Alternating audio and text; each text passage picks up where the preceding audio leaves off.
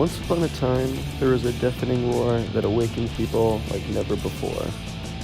With their eyes open wide, they shouted in fear, "What new sound is this?" and covered their ears. It was punk. So what is this punk, you may want to know?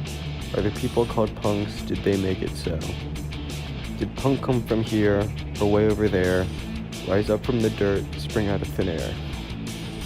Some think punk was born in downtown New York City with a sonic revolution at Max's and CBGB.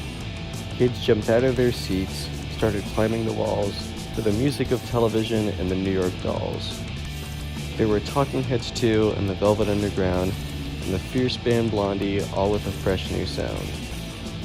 From the borough of Queens came contenders to the throne, in blue jeans and leather, 4 teens called the Ramones.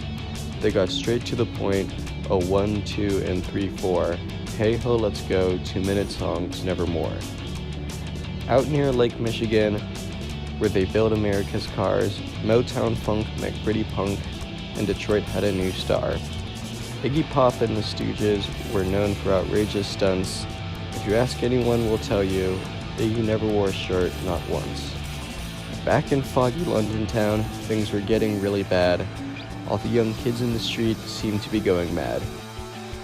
They played music that was new, it was bold and it was brash. The Damned and the Sex Pistols, the Buzzcocks and the Clash. That's right, the Sex Pistols, a name naughty as can be, would harass the upper class with songs of Queen and Anarchy. They hoped that their sound would never be forgotten, so they made up silly names like Sid Vicious and John Ryan. And when London was burning, the mighty Clash heard the call. They played songs for working people and equality for all. When the Clash fought the law, they were the coolest band around. With their punk rock and ska, they defined a brand new sound. Punk made a lot of noise, and they had something to say. And just like the boys, the girls came to play. Susie, Go-Go's, and Blondie, X-Ray, Specs, and the Slits, all made a holy racket with their glitter and their grit. Out west in sunny LA, they lived close to the beach. Bands like X and Black Flag had a punk gospel to preach. The Descendants and the Dickies, Circle Jerks, Germs, and Weirdos were all punks who had fun and kept their fans on their toes. In Washington, D.C., Bad Brains were the rage. They played reggae and hardcore and brought on punk's new age.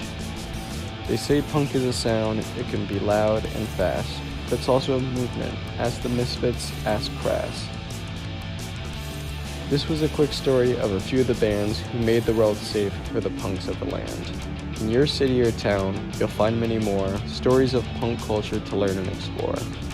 So what is punk? You still want to know?